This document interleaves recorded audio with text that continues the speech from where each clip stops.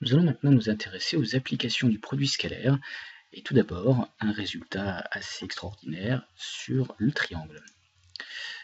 Il s'appelle historiquement le théorème d'Al-Kashi, et pour plus de commodité, nous l'appellerons le théorème de Pythagore généralisé.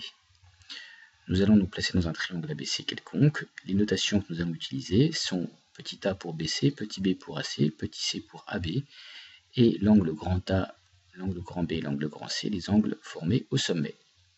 Et nous allons démontrer que finalement A carré est égal à B carré plus C carré moins 2BC fois cosinus A. Nous remarquons que le début commence comme le théorème de Pythagore et il y a une correction puisqu'ici le triangle bien entendu naît en général par rectangle. Pour bien visualiser ces longueurs, voici comme elles sont disposées.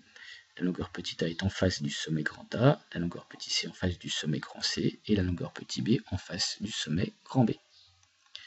Et les angles, bien entendu, ce sont les angles sommets. Donc, pour la démonstration, nous allons choisir le carré scalaire, puisque petit a est la longueur BC, et que A carré c'est la longueur BC au carré, et bien cela correspond au produit scalaire BC.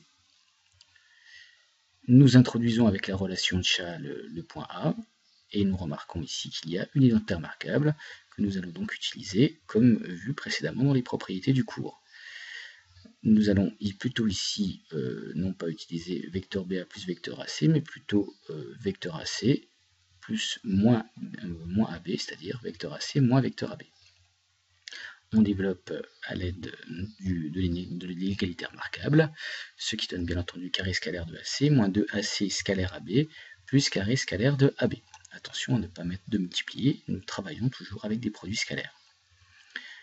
Nous utilisons la définition du carré scalaire. Le carré scalaire de AC, c'est la norme de AC au carré, c'est-à-dire C carré. Le carré scalaire de AB, c'est la norme de AB au carré, et donc comme nous l'avons défini, c'est B carré. Moins 2, et donc AC scalaire AB, nous allons utiliser la définition du cosinus, c'est-à-dire longueur norme de AC fois norme de AB fois cosinus de l'angle formé par les deux vecteurs, qui est ici l'angle géométrique BAC. Et nous remarquons ainsi que A carré égale C carré plus B carré moins 2BC cosinus A. Par permutation, en raisonnant de la même manière, nous aurons B carré égale A carré plus C carré moins 2AC cosinus B. Vous voyez ici le côté pratique de la notation. Et de la même façon, C carré égale A carré plus B carré moins 2AB fois cosinus C. Un petit exercice pour illustrer cette situation. Nous allons nous placer dans un triangle dont les mesures sont 6, 9 et connaissant l'angle à 35 degrés. Voici une petite animation pour vous montrer comment on construit un tel triangle, au cas où vous l'auriez oublié. Et nous allons donc ici déterminer la longueur BC et l'un des deux angles, l'angle B ou l'angle C. Pour enfin trouver ces valeurs, nous allons utiliser le théorème de Pythagore généralisé. Nous prenons le théorème de Pythagore mais avec BC carré.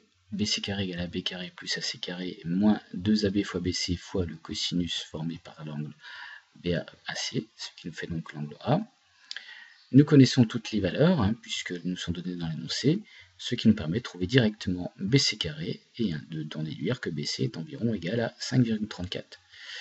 Alors ici nous allons trouver une valeur de l'angle B, une valeur approchée bien entendu, en utilisant cette fois-ci le théorème de Pythagore généralisé, mais qui fait intervenir cosinus B. Il nous faut donc exprimer avec ce théorème la longueur AC carré. AC carré égale donc AB carré plus BC carré moins 2AB fois BC fois cosinus B.